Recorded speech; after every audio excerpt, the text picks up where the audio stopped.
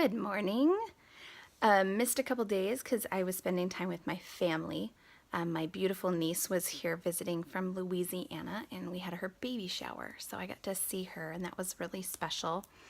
Kind of as a nice segue into what I want to kind of talk about.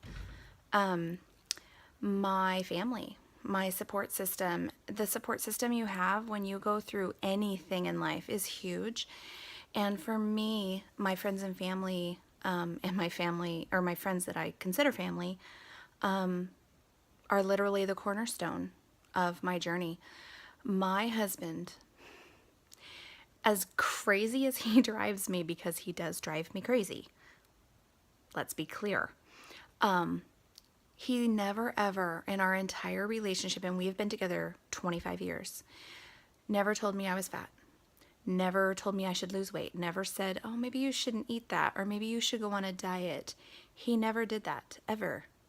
And part of me was like, maybe he should have, because maybe then I would have changed a little bit. But knowing who I am, I doubt it. I probably would have just gotten pissed. And I think most women feel that way. We don't want it pointed out. We know how we look. We look in the mirror every day. We don't need somebody, especially our spouse or our loved one, to say, hey, kind of looking a little on the chunky side. Maybe you should just tone that down a little bit. Take care of that. No, those are not good things to say to us. So I'm very blessed that he has been who he was. In fact, the other day, little glimpse into our personal life, I had looked at my side-by-side photos. Now, those I've shared with a very few amount of people who are very, very close to me. And I looked at it and I was like, oh, sweet Jesus. I looked horrible, and I still don't look amazing. Like, nobody needs to be seeing a whole lot of that. But I just went up to him and I just grabbed his little face and I was like, thank you. And he's like, for what? And I said, thank you for loving me no matter how I looked, what I weighed, because damn. And he just looked at me. And he has always told me that he loves me. He's always told me I'm beautiful no matter what. But he looked at me and he was like, well, I love you. And that was huge to me. And I just thought it was great that he would do that. So, and it just means the world to me that I have such a great support system. My kids too, from my oldest who's 20 to my youngest who's 7, or close to 7, they just all have been wonderful. You know, they all got the talk before I had the surgery. And my talk was, hey, this is what's happening. This is why it's happening. And what I need from you guys is just to, don't ask me if I want ice cream. Don't do that to me. Don't say, Mom, do you want the rest of my taco? Do you want the rest of my steak? Don't do that, because they had done that for years. That was their norm. And I would always say yes. That's, didn't get that way by turning food down. Nope. So it just was so nice that my kids, my young kids, understood immediately, and they've had their moments. Like, my youngest likes to come up and touch my belly, and I'm like, let's not go there. Let's not do that. I don't like that. That's the one part of my body. Touch my butt. Touch my arm flab. I got some great arm flab going on now. That's fine. For some reason, my stomach, I'm just like, no, thank you. Please don't. Even my husband, I'm like, don't touch my stomach. I don't know what it is. I'm weird. But then there are my girlfriends. I have been so very blessed with very close girlfriends, and they rock. They rock. They're like sisters to me. From daily positive affirmation to, hey, we're gonna, go out to dinner. Is that weird for you? Do you not want to go to dinner? And I'm like, hey, don't be planning it around me. I'll adapt. Humans do that. We adapt. So it's totally amazing to have these people that just think enough of me. I can't figure out if I should look at myself or if I should look at the camera. So I'm sorry if I keep doing this business. Anyway. And then there's my nieces and nephews who are wonderful and supportive. Sorry, I rabbit trail a lot. Have you noticed that about me? I rabbit trail. And then of course God. you know, it's, I know it sounds like a cliche, but I have prayed more lately than I have in years. And I feel his presence every day.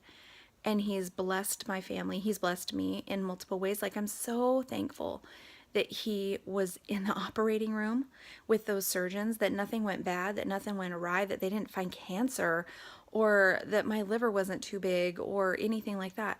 I'm like, oh, so thankful. And then he was there with me in the hospital room as I was recovering, because recovery sucked. Oh boy, did it suck. I ended up with air like up in my chest cavity, because they have to pump you full of air to like work in your abdomen when they're doing it laparoscopic.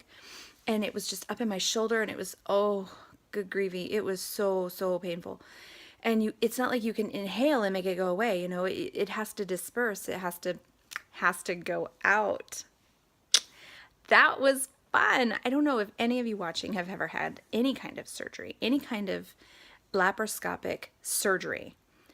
But let me tell you one of the funnest things. So you have to fart.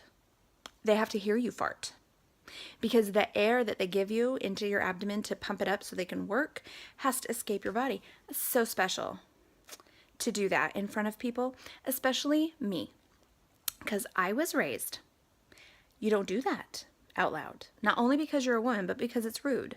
And of course, my children and my husband don't share that view. And I admit at home I'm a little bit more lax, but not in the hospital. Don't want to be farting in front of people. It's gross. It's embarrassing. And so I don't know if they were listening outside the door, or if it really wasn't the rule, or that they just kind of know it happens and they just, unless you complain, they just leave it alone. I waited for people to be gone, because it was like, no, thank you.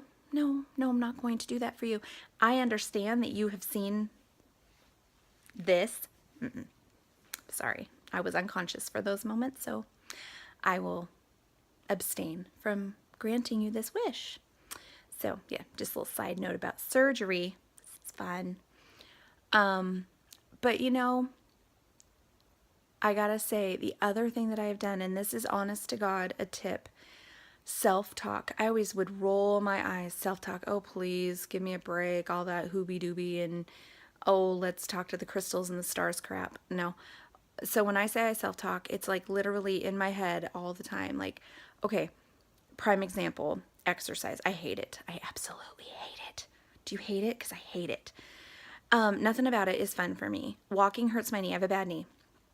Walking hurts my knee. But honestly, you take 90 pounds off that knee, it's not that bad. And so I have started doing exercises, and I'll go into more into that later. But the self-talk part is, as I'm thinking, oh, I think I'm going to just sit on the couch and watch TV. In my head, I'm like, okay, really? How did you become, here's a number, 320 pounds, heaviest weight, by sitting on the couch? So would it kill you to still watch TV and maybe do some leg lifts or some arm raises with your barbell? Like, it wouldn't kill you. So maybe you, I mean, like, and this is what I'm doing up here. Like, I'm doing this in my head. And, yeah. Oh, I know you really want to eat that chocolate, but you know that's going to hurt. And you don't like to hurt, and you don't like to be sick. We're not going to eat that. Oh, excuse me. We're not going to eat that chocolate.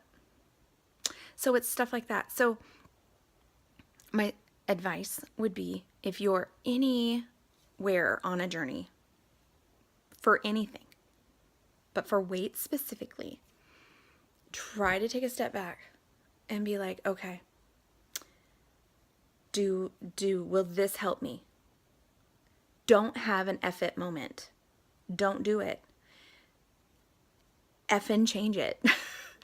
Change your thought process, because honestly, weight is not just about the food. It is not just about the exercise. It's your mental places. It's your status.